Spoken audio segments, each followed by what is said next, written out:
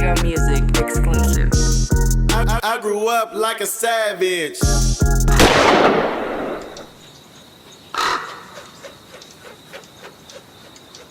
One, two, 1, 2. You now rocking with the No Vultures podcast. You got me, myself, Lord Rab. You got OG Clee going away on a vacation. And today we got two very, very, very, very special guests. One of our guests is from a legendary crew, legendary group, and is a legend in Oakland. If you ever heard 93 Till Infinity, if you ever heard D-Lo, shit, if you ever heard anything from PTB, if you ever heard of Souls of Mischief, then you heard of this guy. We got Tajai at No Vultures today. What's happening, y'all? And on his side, we got the Chicago kid before BJ.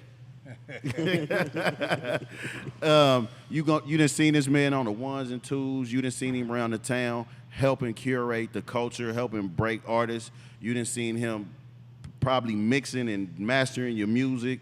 You done seen him alongside of Fab. You done seen him on at Oakland Live. Man, we got DJ Twelvz. Peace. On No Vultures today also, man. So, man, how y'all brothers doing, man? Chilling. Great, man.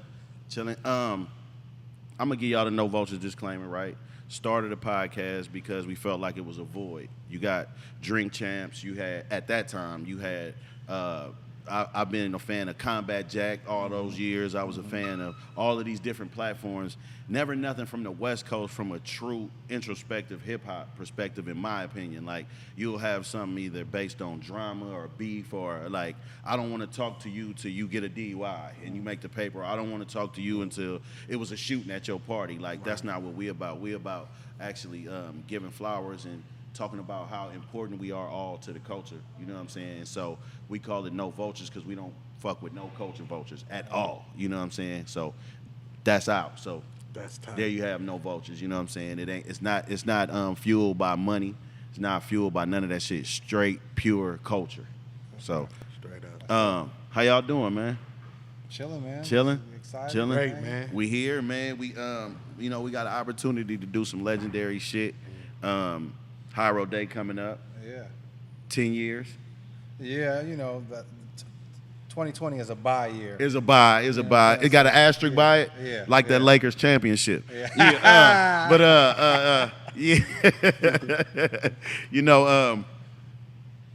I gotta ask. I'm gonna start from the beginning, right? I'm gonna start with you, Tajai. Been needing you to come to No Vultures. We had Kaz on here, so this is one of the ones we got to check off. But born at Stanford. Yeah. And growing up, right, you had a household that was into education. Yeah.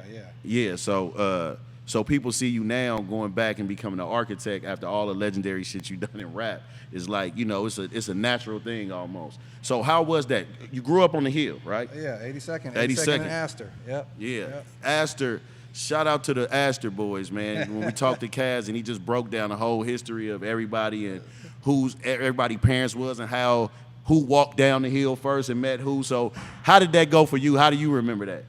Man, I moved there when I was 2. Okay. And so I've known Casual and A+ and all them since I was old enough to go outside. I mean, we, pole-to-pole football, street lights, vibrating football games, ColecoVision, then to Nintendo and rapping and all those things. I mean, these is my closest partners from age 4 or 5 years old on up. I met A+ and Cash, in kindergarten.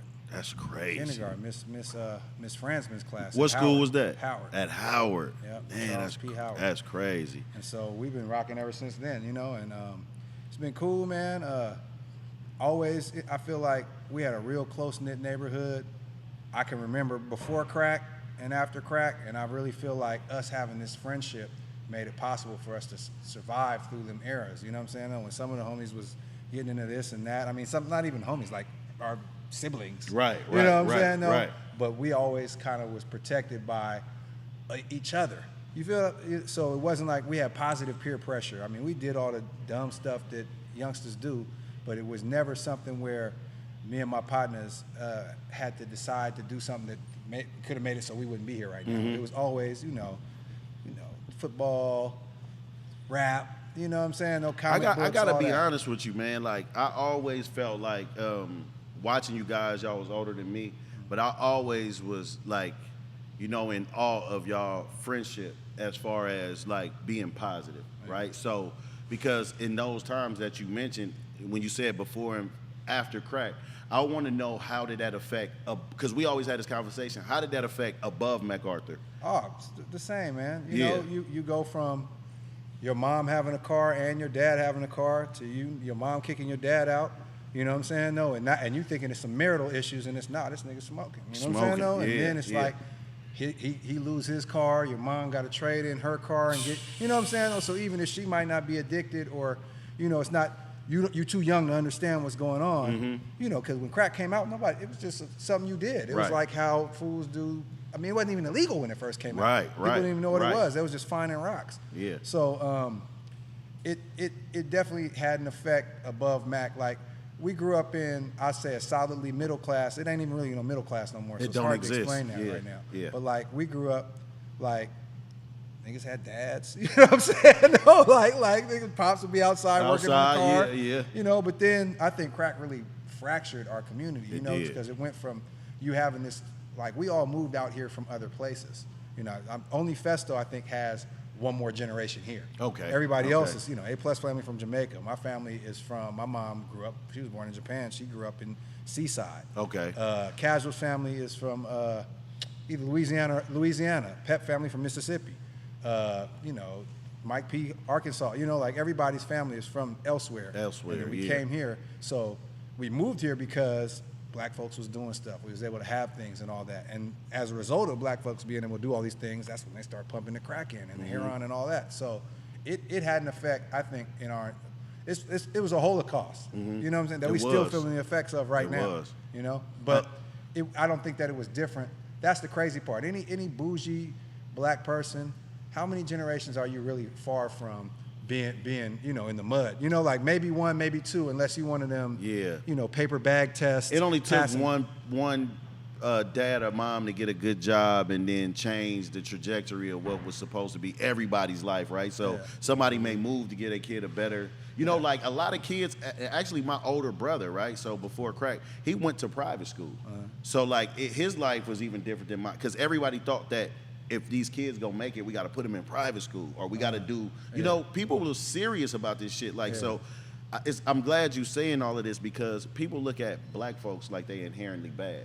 Like, they don't know the circumstances. Like, people really are naive to, like, they think like, no, them just niggas. They just doing nigga shit, and that's not the case. Around that time, it's something else I wanted to say is, do any of y'all in here realize Just Say No started in Oakland?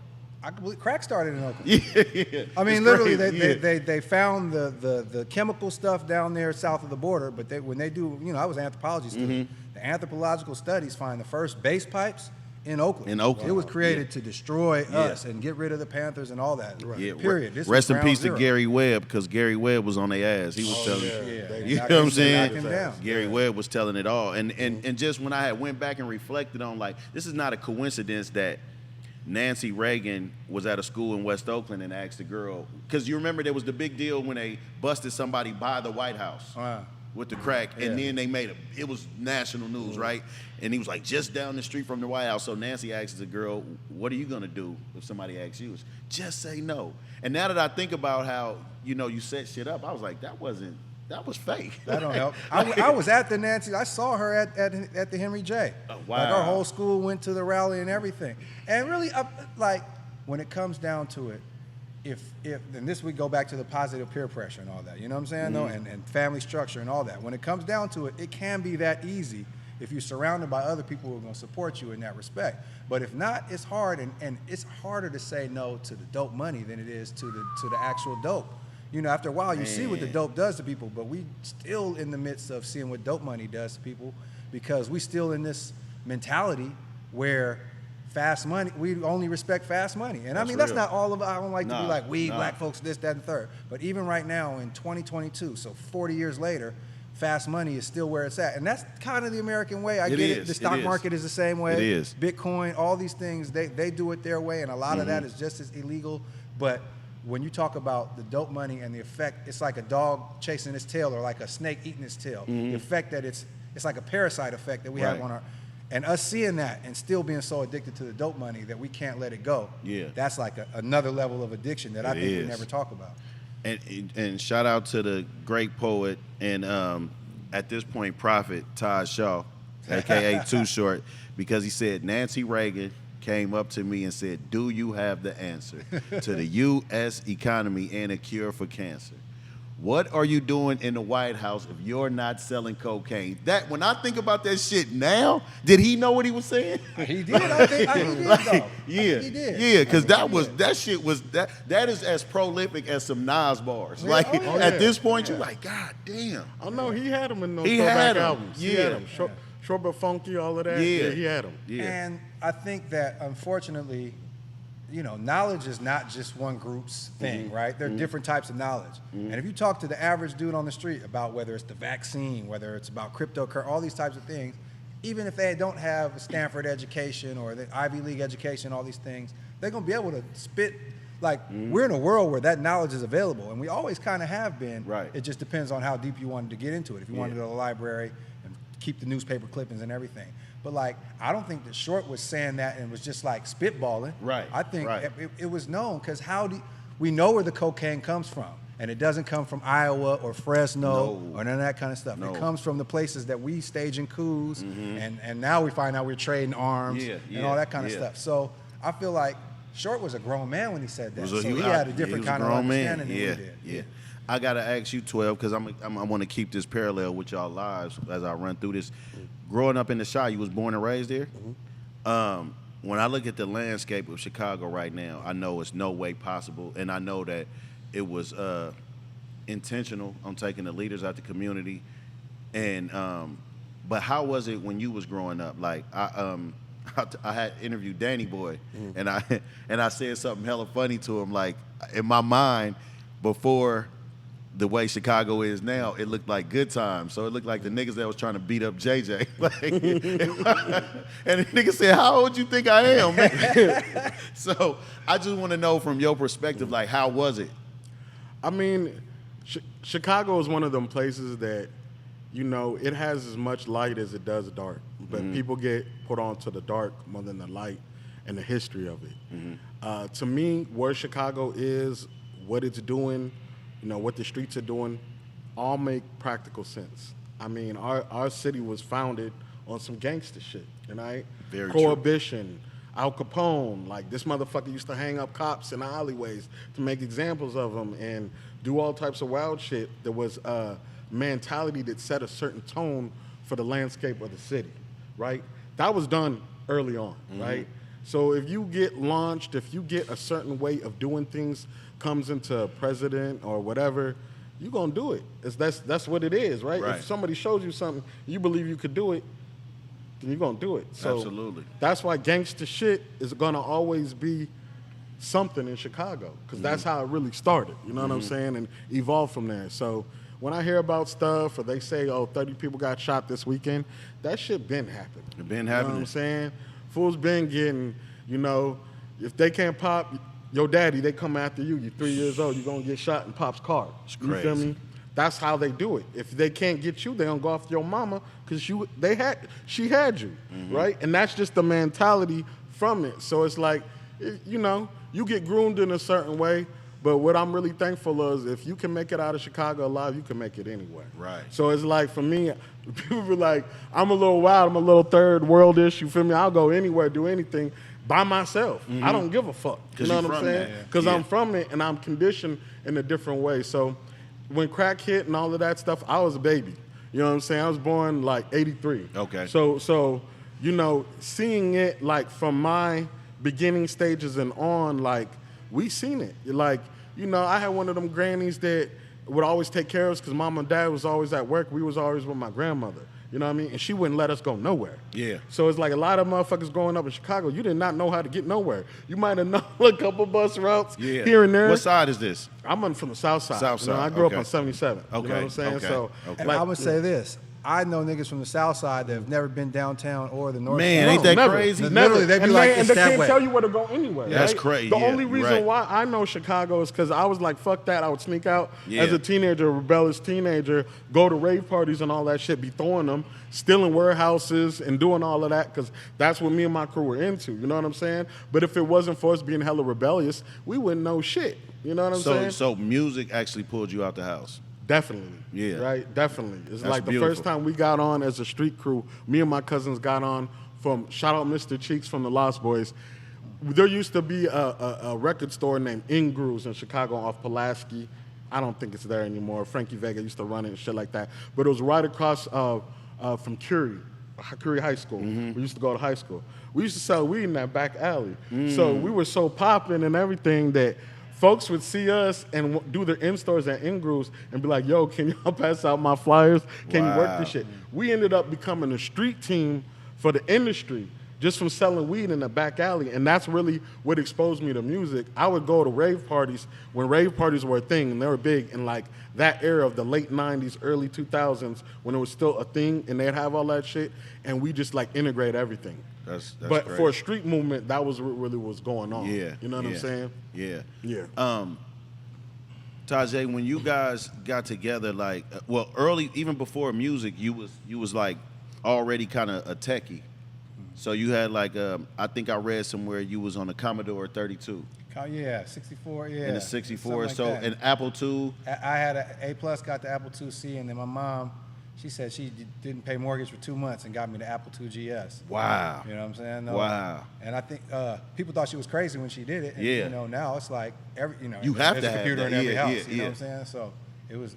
So we talking about green screen. We talking about floppies. Yeah, floppies. Coding, Yeah. Oregon Trail. Oregon Trail. Yeah, I mean that was even later. That was later. Yeah, Yeah, that was high tech. Oregon Trail. Before they had Like, the mouse, they had the turtle. They had the turtle. You know what I'm yeah, saying? yeah. But and like, so when you guys actually got into who was the first one? Like, so first of all, what was the soundtrack to your life as you was growing up? So was it soul music? Yeah.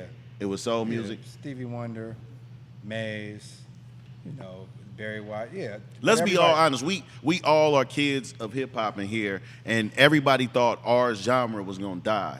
For us to see what it is now, That's crazy. you know, it was whoopings going on. You know what I'm saying? Yeah. Turn that boom boom shit off. Like, Yeah. why is it boom booming? Yeah, why You know, they scratching my wanted to records? know. Yeah, like you scratching records, and like it seemed like so destructive. But then, like for me, like having people like KRS-One, right? Like being a teacher, or you know, like I heard. When I did the interview with Cass, Chuck was on there and they were talking about poor righteous teachers and shit like that. Wise, Like, intelligent. Yeah, Niggas wise, had names intelligent. like knowledge rules supreme. Man, that's crazy. Wise, man. intelligent. You know what I'm saying? Right. though? And then, so okay, this is very, so getting with your crew, like, how did you guys are all like-minded as far as music goes. As far as music, yeah. How is that? Because that usually never, and in a city where the main influence, and I heard you speak on this, is Ant Banks, Short, Dangerous like, Crew. you know, Dangerous because Crew. Banks was doing his thing before he was even with Short. Yeah. When Short was doing his own production, so Banks was producing for MC Ant. MC Ant. And you know what I'm saying, and Pooh, and like just breaking down the history of that, like, how did you guys become, because you guys are all, it's like there was like two genres of rap. And back in the day, you either had like, I would call it like more conscious rap and gangster rap. There was kind of no in between, right? And then there start being different kind of rappers, right? You had more funny people. You had the like Coolio or a Bismarcky or people like that with character. But what I'm asking you is, when you guys got together and started rapping, where was your influence? East Coast? Well, I would say this. Our influence to actually start actual rapping is too short. Like, Short. Before that, you watching somebody do something, and you like, oh, this is what New York dudes do. When you see short rapping, you like, well, oh, we can rap. It like changed. It was a click inside of your head, and all of a sudden you like, okay, I'm gonna start rapping. But then, you know, East Coast rap was the music industry is based in New York. In New York. So East Coast rap was dominant during that time, and it literally was Dangerous Crew. You know, what else? They had Just Us 2, you know, Capital Tax, like a few Shout out to groups Lynn. out here, right? But for the most part, it was East Coast. And then you got to look at it like 1988 is the greatest year of hip hop. 88 or 89. I'm not even going to accept Say it with argument. me. Fresh for 88, you suckers. You know? I just wanted to make sure y'all was on y'all shit. So 88, I'm 13. Right. So really, I think it's the time when the hip hop meant something to us the most. We're emulating those who are the most powerful at that time. And then it's really hard. I think people who are watching this, because I see people like, not be revisionist, but they're looking at it from a past perspective. But if you were living it, like, it wasn't nothing bigger than, like, only thing as big as hip hop was to us then, to people now, is the internet. Stay on blue. I'm just trying to stay racked up like you. Put an 8 in a 1 and do magic. Tryna stretch hair on like elastic. Eco-friendly drug dealer, I don't waste no plastic. Use all 4 corners of that baggie. All I ever wanted was a bankroll. So I pull up on Champ before the bank close. Say no to stank hoes and stank clothes. No paramedic pimpin', nigga, we don't save hoes. Yeah, rest in peace to Lil' M. My